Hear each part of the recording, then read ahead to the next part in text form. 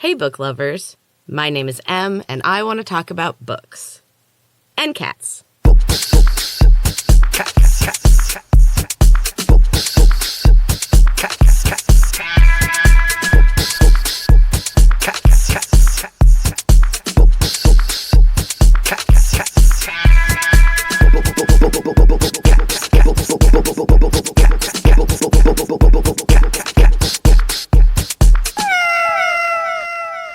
So welcome back, book lovers.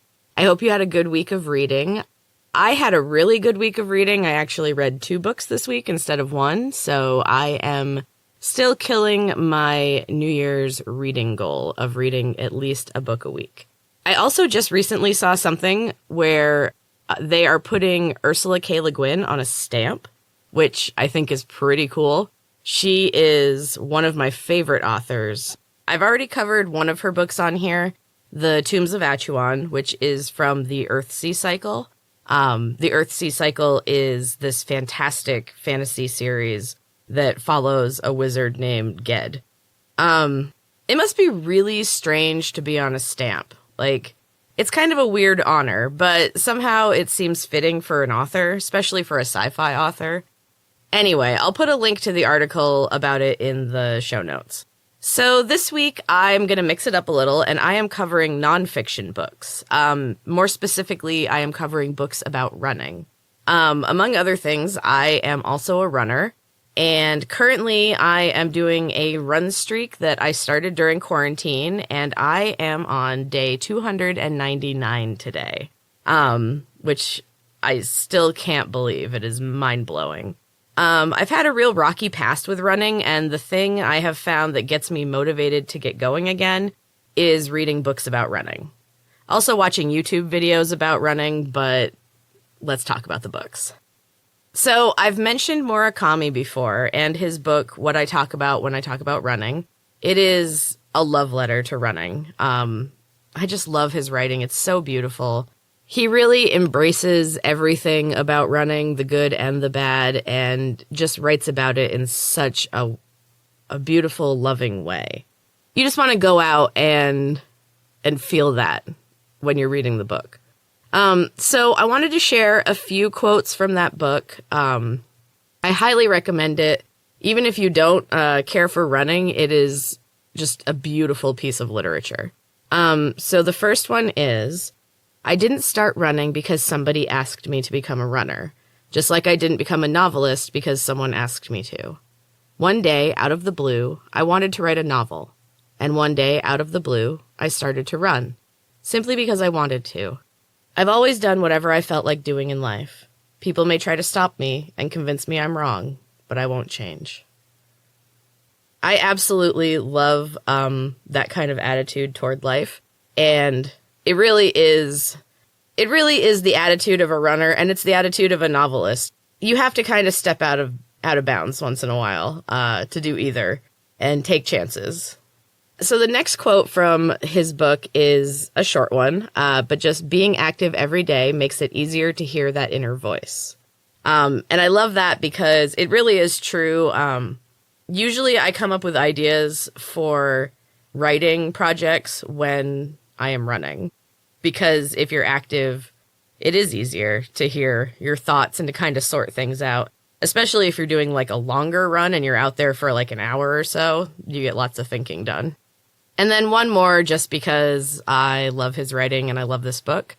I'm the kind of person who likes to be by himself. To put a finer point on it, I'm the type of person who doesn't find it painful to be alone. I find spending an hour or 2 every day running alone, not speaking to anyone, as well as 4 or 5 hours alone at my desk, to be neither difficult nor boring. I've had this tendency ever since I was young. When given a choice, I much preferred reading books on my own, or concentrating on listening to music over being with someone else. I could always think of things to do by myself. And again, that completely fits in with the runner and writer lifestyle. I don't know about you guys, but I am a bit of an introvert. I do enjoy people, but I definitely need my quiet time every day to just kind of recharge and get my mind straight. And luckily you can combine it with running. My running streak has been really great for that because now I'm getting out there every single day. So this book, my sister got for me when I was training for my first marathon, my first and only, but that's a different story. And I loved it, as I've said a million times.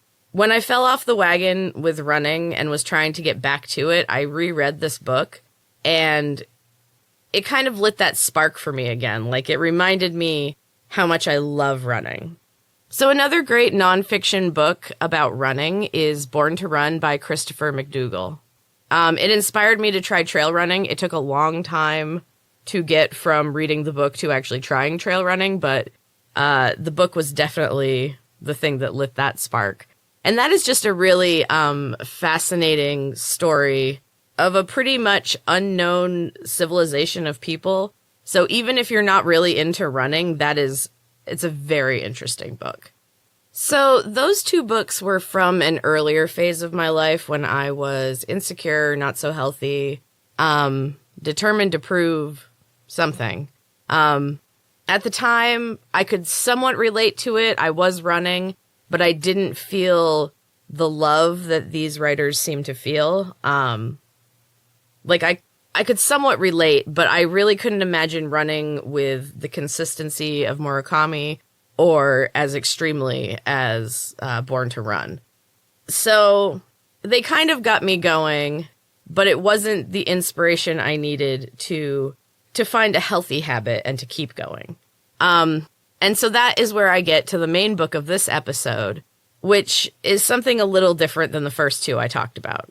This book gave me hope when I was in a really dark place. I liked the idea that a bigger woman could still be an athlete, and it was a shocking thing to read, and also something that I wanted to hear so badly at that point, because I had lost almost 100 pounds, and then I got sick, and I couldn't really walk or exercise that well, and I put almost all of it back on, and I couldn't really do a lot of the things that I used to do that also made me feel good, like hiking and running and that type of stuff. So I had put on a lot of weight, and I didn't feel like an athlete anymore. And this book kind of showed me that I could be there again, and that I didn't necessarily need to starve myself down to nothing before I could be there. So the book is called A Beautiful Work in Progress by Mirna Valerio. I want to read the blurb on the back of the book, because this will give you a good idea of what it's about. So here it is. Runner's vocabulary is full of acronyms like DNS for did not start and DNF for did not finish. But when Mirna Valerio stepped up to the starting line, she needed a new one, DNQ for did not quit. Valerio has tied on her running shoes all across the country, from the dusty backroads of central New Jersey to the busy Route 222 corridor in Pennsylvania, to the sweltering deserts of Arizona.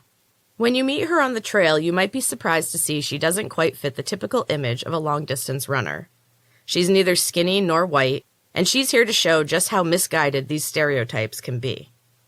In this prejudice-busting, body-positive memoir told with raw honesty, an adventurous spirit, and a sharp sense of humor, Valerio takes readers along on her journey from first-time racer to ultramarathoner, and proves that anyone can become a successful athlete. So that pretty much covers it. If you are looking for motivation to become a runner, and especially if, like me, you're kind of interested in ultramarathons, read this book. It will completely inspire you. It covered one ultra that went through a desert at night, and while it seemed like it was probably terrifying, it also sparked something in me. And I've kind of started to consider what it would entail to take on that kind of challenge. The seed has been planted anyway. It's going to take a while to get there. This woman is such a role model, and I have to admit, I found out that she moved to Vermont a while ago, and I kind of fangirled a little bit, which is super embarrassing for a grown-up, almost 40-year-old woman. But it's cool. And now I follow her on Instagram, and her pictures are, pictures of her in Vermont, and that's kind of neat. If you don't know, Vermont is a super small state, and so if you live here, pretty much the whole state feels like home, and you probably know someone in most of the areas. So anyway, did I mention that February is my birth month? I'm turning 40, so starting this Sunday, I am going to offer a new minisode series called Storytime with M. I'm going to be sharing my newest book, Feelers, 1 or 2 chapters at a time, every Sunday, so be sure to check those out. Again, that is starting this Sunday, February 7th. So now I'm going to take a quick break, and when we come back, I am talking about cat Zoomies. Be right back.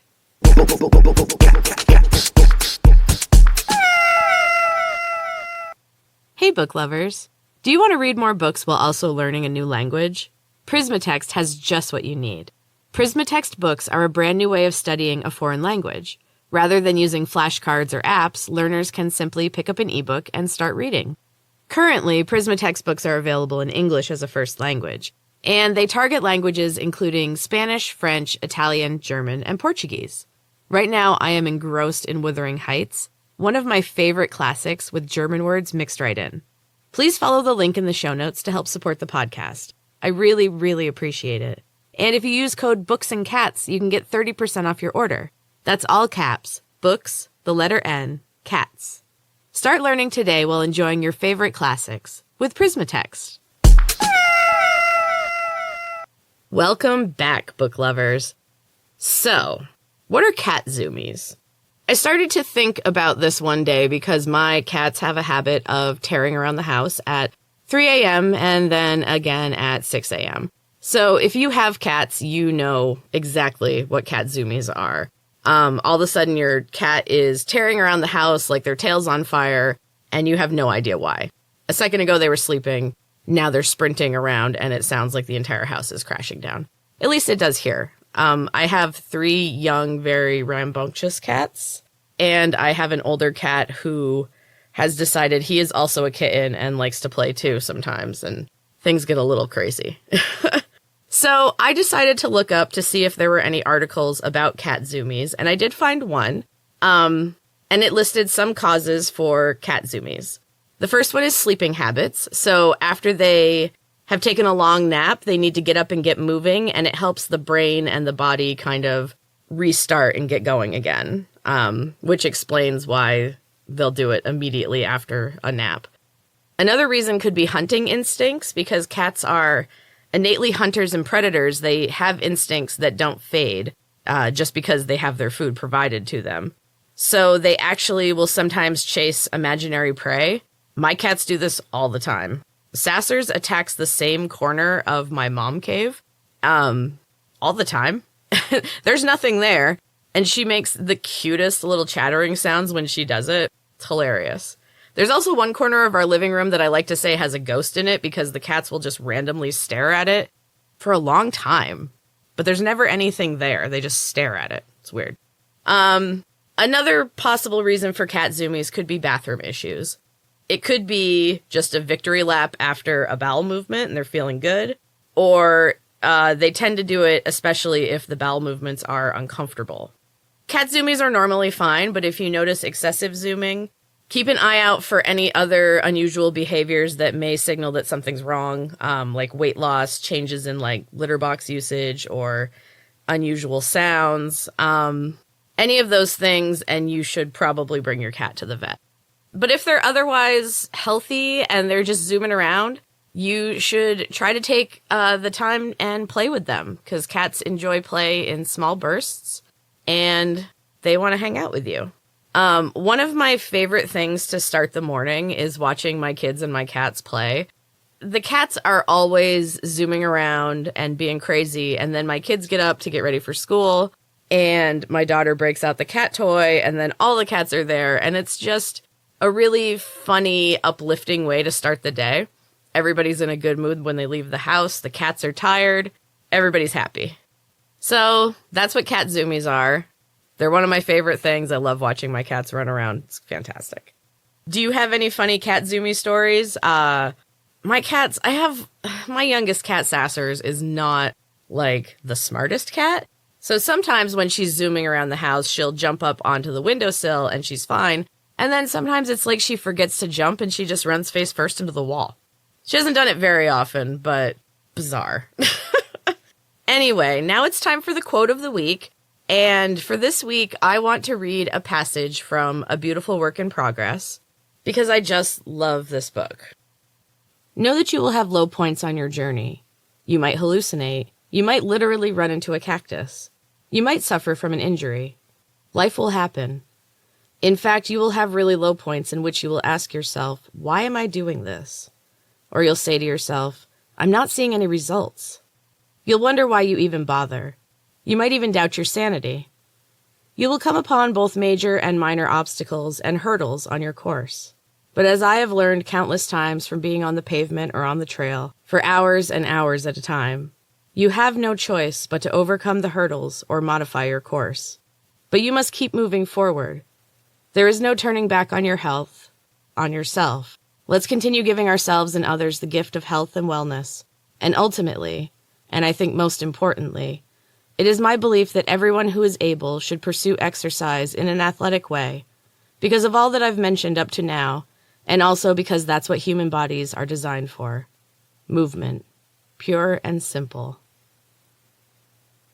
And I think that that quote can be extrapolated to a lot of things in life, not just running. I love her writing. I love this book. You should definitely check it out. So now we have come to the end of the episode. Thank you so much for listening. Again, if you haven't had a chance to review the podcast, leave me a rating. It really helps get it seen by more people. And also remember, if you stick around after the music, you can hear Chapter 6 of Heart of the Storm, my weekly writing project. So again, thank you so much for listening. And until next time, keep reading.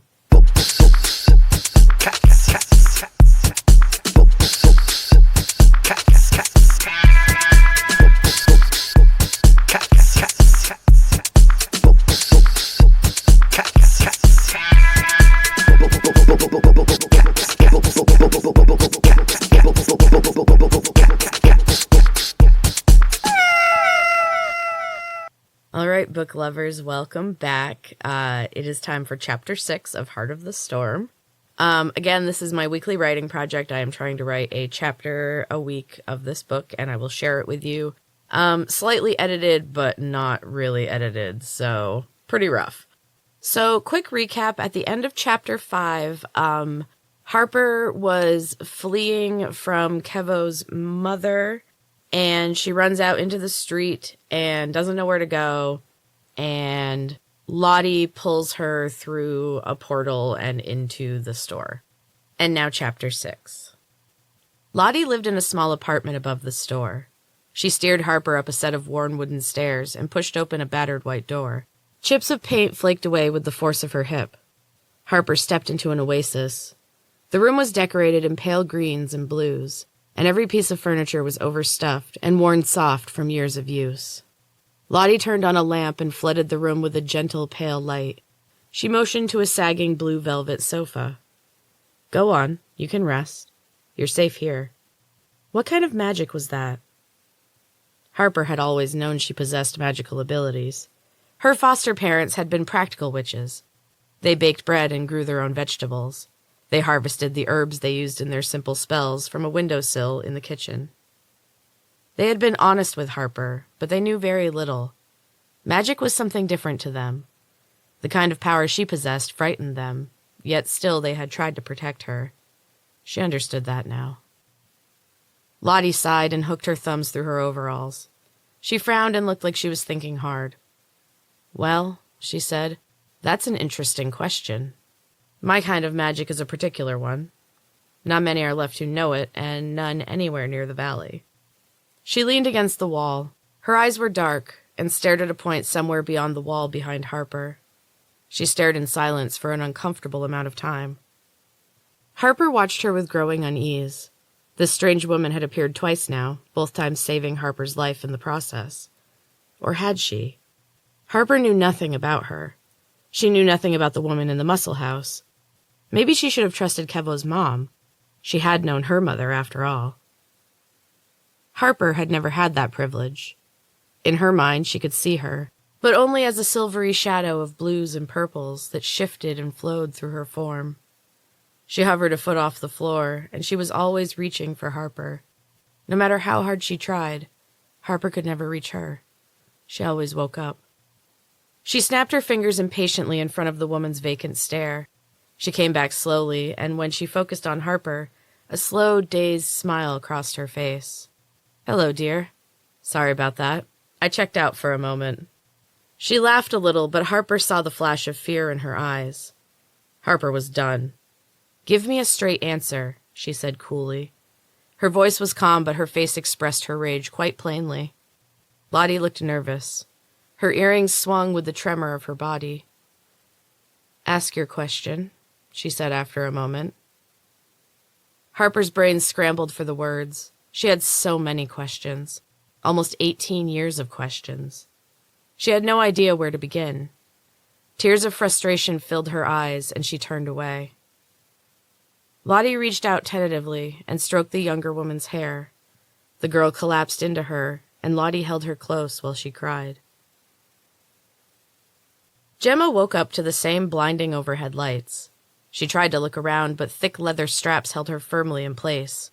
Panic bloomed inside her. She strained against the straps, tried to loosen them just a bit, but they were unrelenting. The fogginess was clearing, and pain crackled in her head like electricity. She screamed and jerked her head side to side, which made the pain so much worse. As her consciousness started to slip away, she heard a sound and turned her head, sending another shockwave through her brain. She saw him approaching as the darkness closed in. The man moved Gemma's head back into place and adjusted the pillow under her. He gently stroked her hair back from her face and traced a gloved finger across her cheek. He moved his fingers through her hair and found the shaved patch on top. The skin was hot to the touch. Thin, dark blue streaks stemmed from the small incision in the center and branched out, intertwining and spreading toward the surrounding hair. A small smile adorned his usually placid features. This was the part he enjoyed. He worked with swift precision. The movements were practiced and automatic. Gemma was not his first, not even close. The paste was complete. The deep indigo glistened on the tip of the blade. He pricked her skin carefully, hesitating only to consider the design. This was his art. His canvas would walk the world for all to see. Gemma groaned, and he waited. The tiny streaks were already appearing around the wounds. This was going to be his most beautiful work yet. The man paused with the knife poised above her navel. He could keep this one. No one would know. The man shook his head and returned to his work. Of course she would know, and she would never allow it. Maybe the next one would be even better. This one was close to perfection, but he would let her go. He would continue to work and continue to live. Lottie was sitting at the small table, moving her head in slow circles, first one way, then the other. Harper watched her with growing annoyance. Harper was not a crier. She was embarrassed that she allowed this strange woman to see her cry, that she allowed herself to be held and comforted. She drummed her fingers impatiently on the table, but Lottie did not acknowledge her. She jumped up in frustration and looked around for a way to vent her anger. Everything in the room was too soft, too gentle. Harper threw her hands up in frustration and turned back to her silent host. She leaned on the table and stared at Lottie's peaceful face. "Stop doing that!" Harper slapped the table, and Lottie's eyes opened slowly. Her smile widened, and she blinked a few times and looked around. Oh, good. Still here. Harper made a frustrated noise in the back of her throat. Lottie just smiled and reached her arms overhead. She unfolded her legs and stood, stretching her back and grimacing. "Have you decided what you need yet?" Harper threw her head back and screamed her frustration to the ceiling. "I need you to be honest with me. I need to know what's going on." The younger woman flopped back down into her chair and crossed her arms defiantly, staring at Lottie through a tangled curtain of hair. Lottie moved around the table and crossed the room.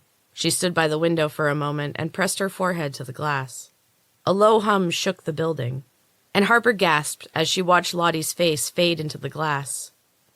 The hum grew in severity, and the dishes rattled on the shelves. A clock fell to the floor with a crash that made Harper yelp in surprise. There was a loud, sudden popping sound, and Lottie stepped back from the window. She was no longer smiling. Her expression was troubled, and when she met Harper's eye, the young girl recoiled at the darkness she saw there. She'd seen the same darkness earlier, in the eyes of Kevo's mother. Lottie unwound her braid and shook her hair free. It tumbled around her face in a shimmering white wave. She combed her fingers through it absently. When she spoke, she sounded like someone trying to recall a dream. "It is as I feared," she said. Her words chilled Harper like a sudden Arctic breeze. Darkness has returned to the valley. Her eyes were deep black pits. Doom has come. She closed her eyes and dropped to her knees. She fell forward, smashing her face on the floor with a sickening thud. Harper made a strangled sound in her throat and ran to Lottie's immobile form. She rolled the older woman over and pulled back at the sight of the blood that oozed from a cut on her forehead. Lottie's eyelids fluttered, and she made a small whimpering sound. Relief flooded through Harper. At least she was still alive. There was a deafening crash of thunder. The room was plunged into darkness, and Harper screamed again. Her cheeks burned with shame at her unbidden weakness, but luckily no one was around to see. A bright bolt of lightning struck nearby, illuminating the room for a brief moment. Harper saw Lottie lying still on the floor where she'd fallen. But kneeling on her other side, and grinning at Harper with an overly bright smile, was a stranger in a hooded cloak. In the following darkness, Harper jumped to her feet. Thunder roared and shook the shabby apartment. Harper dashed across the small room and grabbed a knife from the table. In the darkness, she heard the stranger begin to laugh. And that is the end of Chapter 6, book lovers. I hope you're enjoying Heart of the Storm. And if you have any book recommendations or funny cat stories, be sure to send them to me either on Instagram, books.cats.pod, or you can send them to books.cats.pod@gmail.com. Again, thank you so much for listening, and until next time, keep reading.